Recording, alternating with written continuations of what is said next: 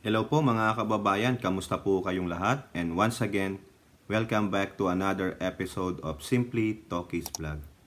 Ang pag-uusapan natin mga kababayan ay eto na naman pong sa mga bigas, no? Sa mga magsasaka. No?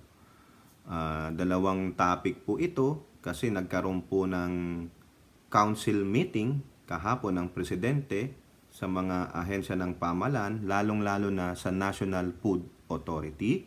At ganun din po yung isang representative na nagngangalang Duterte ay may isa pong panukala. No? Na tahimik lang ito pero ang dami na po nitong nagagawa. No? I think marami na siyang naipapasang mga bills na tulong po para sa mga mahihirap, no? Hindi lang natin pinagtutuunan ng pansin kasi alam ko ayaw niyong marinig yung last name niya eh. Duterte. Yung iba lang naman sa inyo. Hindi naman po lahat. No, unahin po natin itong balita sa Presidential Communications Office website. Ito rin po ay makikita nyo sa Presidential Communications Office official Facebook page.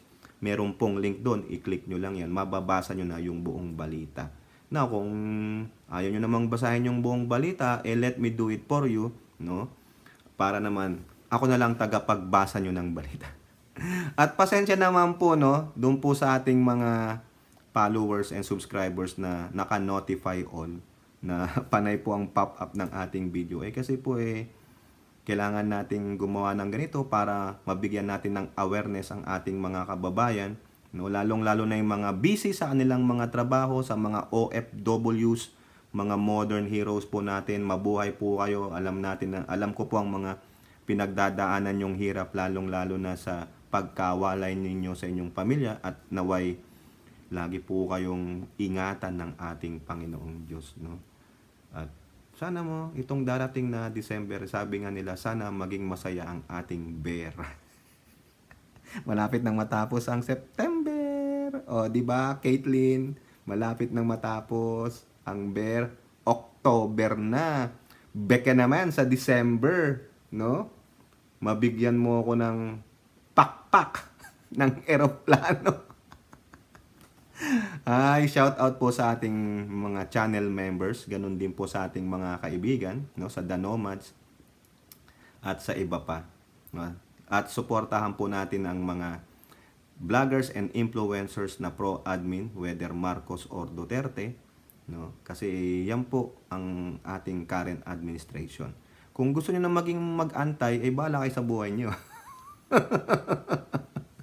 Ano ba purpose niyo? Ba't kayo mag-aantay, di ba? O, ito po. PBBM led NFA, o yung National Food Authority Council, sets new buying price for dry, fresh palay to improve farmers' income, ensure supply. Ay, maganda ito. Matutuwa po ang mga farmers nito. Di po ba? Ito po, basahin natin. The NFA Council chaired by President Ferdinand R. Marcos Jr. set on Monday a new price range for palay buying price in response to the changing production and market conditions with an aim of improving farmers' income and ensuring sufficient supply of the staple. Yung staple, yun nga pong palay. Para naman hindi redundant daw yung word na palay. Para iba naman. Pero sa mga katulad natin na hindi naman gaano maalam sa mga kung ano man tong mga terms na ginagamit nila, ginugugol natin. Quote, nagtawag ako ng meeting ng NFA Council para tignan ang paanong pwedeng gawin para ang presyo ng pambili ng NFA sa palay. Yung sa wet at saka yung dry ay kailangan nating tingnan dahil nagbago na ang sitwasyon. Ayun po ang sabi ni Presidente. At ganun nga ang pinagmitingan namin at nag-decide kami na ngayon ang buying price ng NFA, o yung gobyerno po, National Food Authority, mula ngayon ay sa dry ay 19 to 23. So from 19 pesos to 23 pesos yung dry palay. Ang wet naman daw ay from 16 to 19 pesos. Yun ang naging desisyon ng NFA Council. So consensus, majority wins. The council came up with the new palay buying price range to give Filipino farmers better income. Ayan. So, meron na silang pagkikitaan. At bukod pa roon, nandyan na yung price cap para makalma natin itong nangyari sa rice prices. Naku, nahihilo ko sa pagtatagalog ni Presidente. Pwede ba, President, Englishin mo na lang? Hindi nyo napapansin. Pag sa Tagalog, hirap na hirap si Presidente, wag mong Ilocanuhin, hindi ako makaintindi ba? English. Wag mo ring Bisayain, kasi marunong yata itong magbisaya dahil, di ba, taga Leyte si Madam Meldy. Nakikay Madam Meldy ako. Kala mo naman close kami. Close kami ni Madam Meldy pag nakita nga ako niyan. Baka yakap-yakapin niya ako. Shout out po kay Madam Imelda Marcos. Bahala kayo sa buhay niyo kung antay kayo. Antay kayo sa inggit. Marcos Duterte po ang nakaupo ngayon. The original proposed 20 pesos and 25 pesos buying prices respectively, ayan, are just too high and will spike retail prices. Correct naman, tama naman. According to the NFA, noting that with the new decided price range, it balances the profit of farmers and will not affect the retail prices as much. Correct. So, hindi lang yung farmers ang iniintindi, pati na yung mga retailers. And also, pag napunta sa retailers, sinong di tayong mga consumers na taga-bili ng ibinebenta ng retailer. Di po ba?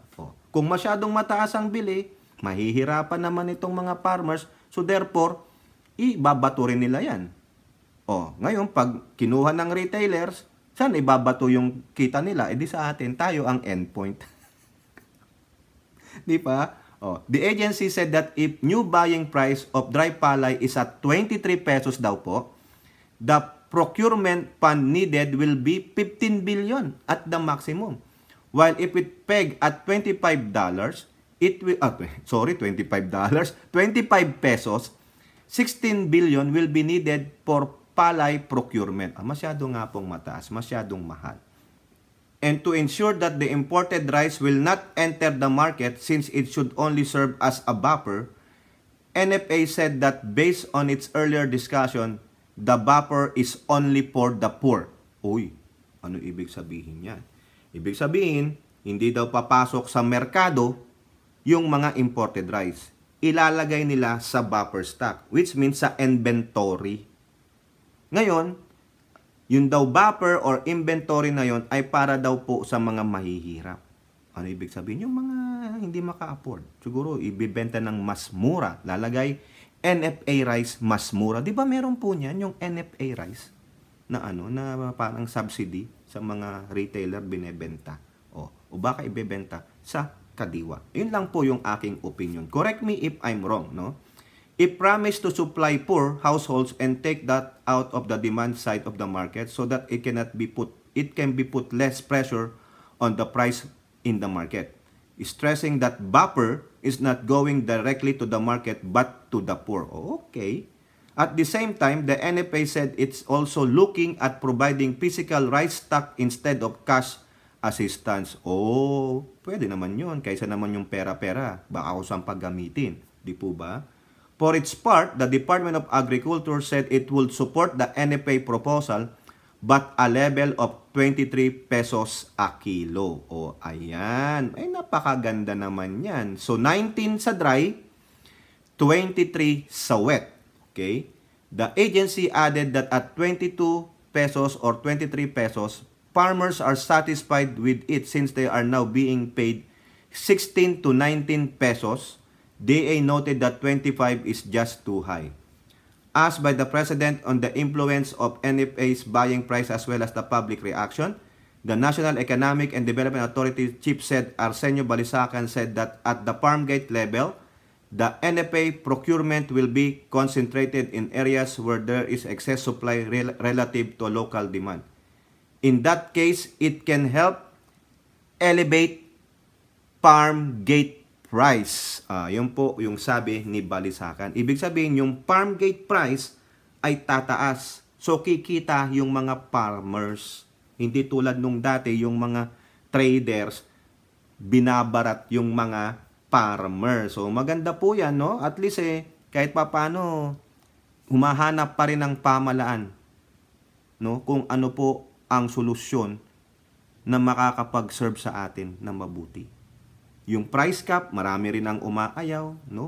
May umalis na nga dyan na undersecretary at ngayon nagwawalwal po dyan sa Twitter kung ano-anong pinagsasabi. Yung pala, sabi niya, kasi kakamping ka ko kaya ako tinanggal. Gonggong. Hindi po yun ang batayan. Ibig sabihin may nakita sa'yo na hindi maganda kaya ka tinanggal. O ngayong sabi nga expired na yung kontrata mo hindi dahil sa kulay ng kung anong political affiliation mo. Kasi you did something, no, inconceivable, kaya ka inalis. Huwag mong idahilan, nakakamping ka, dinamay mo pa, ibig sabihin, pagkakamping ka, hindi ka na makapagtrabaho sa gobyerno. Ang dami nga. Ibig sabihin, you are given a chance to prove yourself, no, worthy of that job, irregardless of your political affiliation, irregardless of your political color. Just do your damn good job. Ng siopaw. Magpakita ka ng kakayahan. Matalino ka Galing ka sa scholar ng Bayan School. Nagtuturo ka pa doon. Pero ang pinakita mo ay yung asal ng pagiging kulay ng politika mo. Ngayon, lalo lang pinatunayan na yung kulay ng politika nyo ay cannot yung integrate sa workforce na kung saan hindi nyo sila kakulay. Iba kayo. Kumbaga, feeling nyo, kayo, entitled. Elite class kayo. Hindi. You are given a chance. Diba? Para patunayan natin na wala na ang kulay ang pagtatrabaho sa gobyerno because it's not the political color, it's not the political affiliation that you belong to, but it's the Filipino people ang pagsisilbihan mo for its betterment. Di po ba? To help uplift the life of every kababayans of yours. Freaking inutil. Di po ba? Kaya kayo dyan sa gobyerno wala na dapat political color. Wala na yung magi-spy-spy pa. Ibibigay ko to doon sa sa aming boss. Doon kay doon sa leader ng kulay pink. Ibibigay ko to doon sa kular ng kulay dilaw. Para po may panggamit sila na bala against this administration. Yung palang purpose mo Hindi para sa taong bayan. Hindi para pagsilbihan ng taong bayan at ang bayan mo, kundi pagsilbihan ang iilan for your personal interest. O doon sa interest ng grupo ninyo. It's divisiveness, mga kababayan. Hindi magiging united. Di po ba? Huwag naman tanggalin na natin sa ating kaisipan o whatever kung sinasabi nyo embedded sa kultura natin ang pagiging divisiveness. Let it go. It's about time we have to unite because there is a big bully, no, na slowly creeping in to our territory. Baka mawalan na tayo ng bansa, baka susunod, wala na ang mga Pilipino, hindi na Pilipino. Kasi may mga kapwa Pilipino pa tayo na sumasay doon sa bully. Biruin nyo, sasabihan tayo na wala daw Filipino nation, it is only a colonialist. Ano pa? Ba't ka pa naging Pilipino kung ganyan ang utak mo?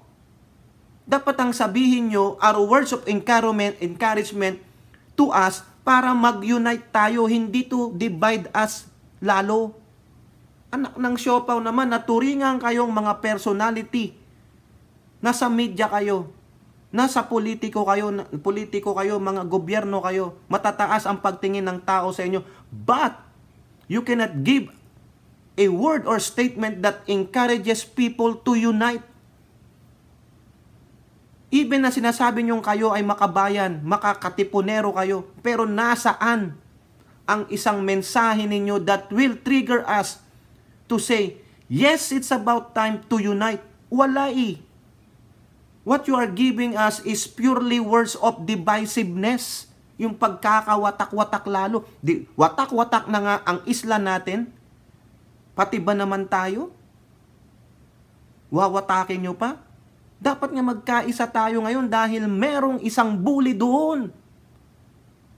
Irregardless of your religion, irregardless of your ethnic group, Iisang Pilipino tayo, iisang bansa natin. Divided na nga physically.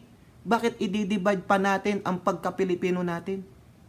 Nasaan ang totoong makabayan? Nasaan yung panatang makabayan natin? Nasaan? Kayo dyan ng mga leader ng gobyerno. Kayo dyan na sa mga media personality, sikat kayo. Bakit hindi kayo makapagbigay ng isang statement that will trigger us to unite? Have a common yung goal. Yung pag-iisip, it's about time na pag sinabi nito, it will trigger us. Oh, ganito gawin natin, kaaway kita dati, upis na tayo, sige, unite tayo. Ito ang labanan natin. Uy, Kristiyano ka, Muslim ako, pwede, set aside muna natin. Ano tayo dito? Uy, maitim ka, maputi ka, ganun eh. Kasi sa atin, you look at the physical appearance, look at the color, discriminatory, divisiveness. Kasi bakit? Ayan ang ipinamumukha sa atin ng mga leader. May inupo ka sa gobyerno pero nung tinanggal, sasabihin kasi ganito ako. Ha? Di po ba? Ganun eh. Di ba? Justifying to be a victim pero sila pala ang perpetrator. Di po ba? Meron pang mga senador dyan na imbis na kampihan mo, yung defense mo, chinastise mo pa. Inalipusta mo pa, tapos ikaw pa ang nagmamalaki ngayon. Di po ba? Maling-mali naman yun. Sino kaya sa ating mga leader ang magsasabi dyan? Oh, yung presidente sabi niya, hindi ako papayag na merong pang 1 inch na manakaw na sa ating isla o lupa. Ayun, isa yun. O sino pang sasama sa presidente? Sino? Ba? O ito, sama na natin, nag-segue lang tayo doon. Kasi nakakaasar po eh, maririnig mo na natanggal daw siya dahil siya kakamping. That is very inutil, no? Very moronic statement. Tangina, ginamit mo ang kulay ng politika mo. Ginamit mo pa yung pink na napakagandang kulay. Diba? O ito po, sabi dito sa Politico News, no? Paulo Duterte wants to limit interest rates on farmers' loans. Maganda po yan, no? Paano po gagawin ng butihing Representative Paulo Duterte yan?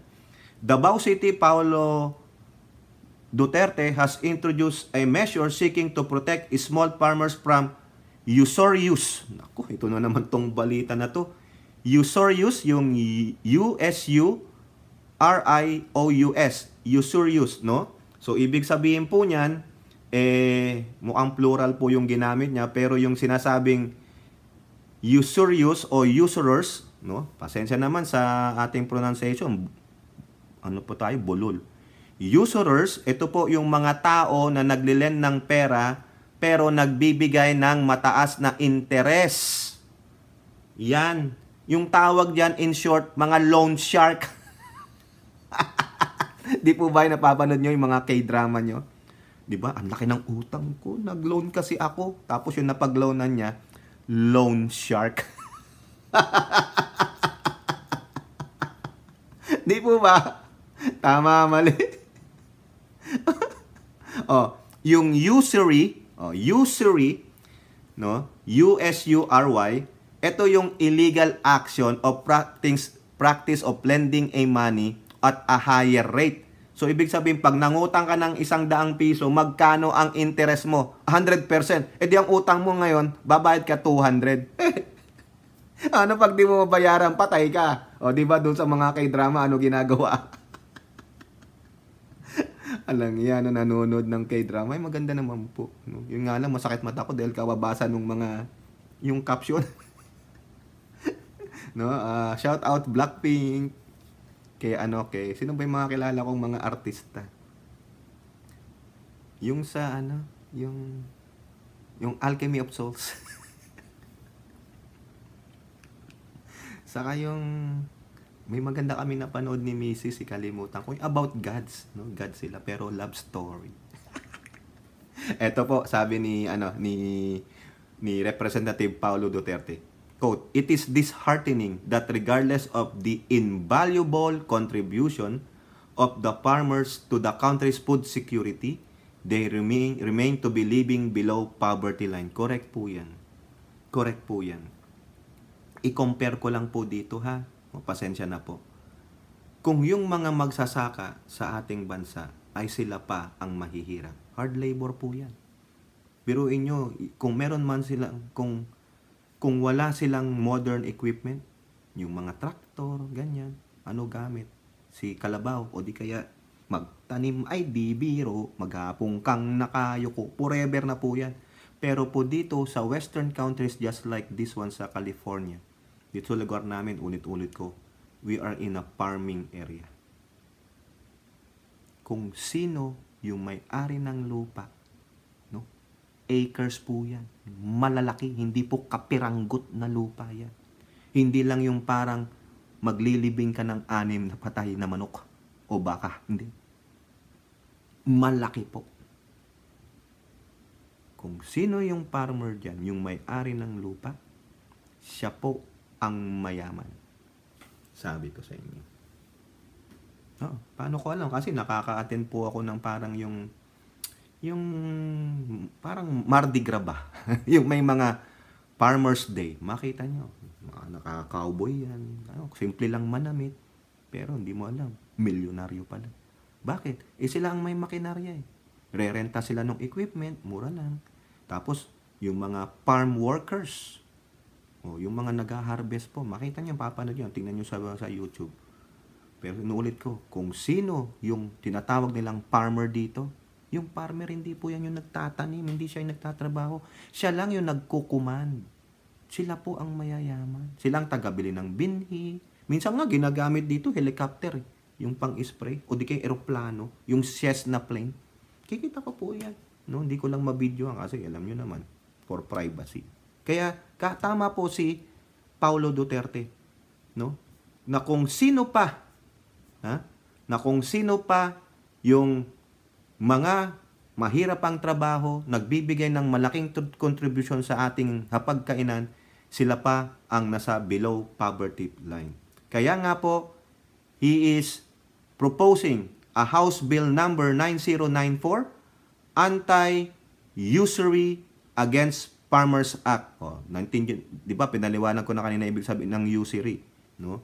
Yan yung pagpapahiram ng pera, paglilending ng pera, pero nagbibigay kayo ng mataas na interest. Duterte said that the lack of access to formal credit facilities and excessive interest rate charged by predatory and opportunistic lenders remain one of the primordial issues faced by the agricultural sector. Tama naman po siya. Kasi kung hindi makabayad ng interest, kung itong mga predatory, no, yung mga loan shark, and mga opportunistang lenders, ano gagawin? Akin na lang lupa mo. O di kaya kunin ko yung mga anak mo, gagawin kong slave labor. Kawawa talaga. Dahil sa laki ng interest, hindi makabayad tapos binabarat pa yung mga presyo ng kanilang mga produkto sa mababang farm gate prices. So how do you protect these people? Di po ba? Kawawa. As a result, the country's farmers are faced with unabated losses and financial burden, which results in their increased financial vulnerability. Nakakabulol talaga. It left them with no other choice but to obtain more and more credit from loan sharks in order to secure short-term relief with the hopes of mitigating their losses from the effects of devastating calamities, disrupted economies, and exorbitant farming capital. Kawawa talaga. Ano kayang pwede nating maitulong dyan? Ano? Under the measure, the interest on loans to farmers whose land holding does not exceed 7 hectares shall not exceed 6% per annum. Okay, maganda siguro. Baka napag-aralan na yan ni Paulo Duterte. Quote, any figure above this shall be considered usurious and illegal. Violators will be fined or penalized with imprisonment. Violators will face imprisonment for 1 year and a fine of 100,000. Napakababa naman yan, bossing. Napakababa niyan. Kayang-kaya yan, yung 100,000 itong mga usurious na to. Yung mga loan sharks na yan, yung mga predatory na yan. 100,000 lang, magkano lang yan? Gawin mong milyon, since ang usapan ngayon ay milyon at bilyon, wala na pong libo. At yung 1 year, mabilis lang yan. Ang bilis kayang umikot ni Mother Earth ngayon sa sun. Ayan po kasi sinasabi ko sa anak ko. The earth moves around the sun. Ginagano ko sa anak ko. 1 year lang. Eh nako, i-amend mo yung bill mo. Di po ba? If the violator is a government official or employee, the punishment will be doubled. Okay? Any judicial person, no? That violates the measure will be fined 500,000 and its officials may also face imprisonment for 6 months to 1. Ang baba, mga kababayan. Wala yan. Ano lang ito? Hausyaw na parusa. Hausyaw. Sabi nga nung inyong favorite na grandstanding senator. Hausyaw. No? Pasensya naman po, Representative Paulo Duterte. Lagyan mo ng pangil yung house bill mo na pinapasa mo. No? Kung totoong gusto nyong protektahan itong mga magsasaka, tulungan natin sila sa mga predatory loaners. No? Tama po ba, loaners? Lagyan nyo ng pangil. Kasing laki ng pangil ni yung pelikula ni Jason Statham. Yung ang laki-laki. Diba? Yung pangil mo, ganun lang eh. Parang yung bagang ko lang yan eh. Wala po yan eh. O kaya yung pangil ko na nandito, pero ba akong pangil? Di po ba? Buti sana kung pangil ni Dracula yan eh. Sisip-sipin talaga yun. Hindi po eh. Kung baga sa'yo, kinurot mo lang eh. 6 months to 1 year. Tapos, 100,000 to 500,000 pesos, 1,000. Ang usapan nyo nga sa budget nyo, billion eh. Di po ba? Ang ninanakaw ng mga yan ay billion, milyon.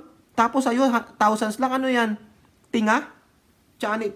Pasensya naman, Maganda yung batas mo, but lagyan mo ng pangil. Nakasinlaki ng pangil nung kalaban ni Jason Statham sa movie niyang Pating. Di ba? Gawin mo, 5 years ang imprisonment kaagad. Tapos gawin mo, 1 million kaagad ang fine para matakot sila. Kasi yung mga ganyan, wala yan. Tingnan mo yung nangyari sa SIM Card Registration Law Act. Wala. Ang dami pa lalo.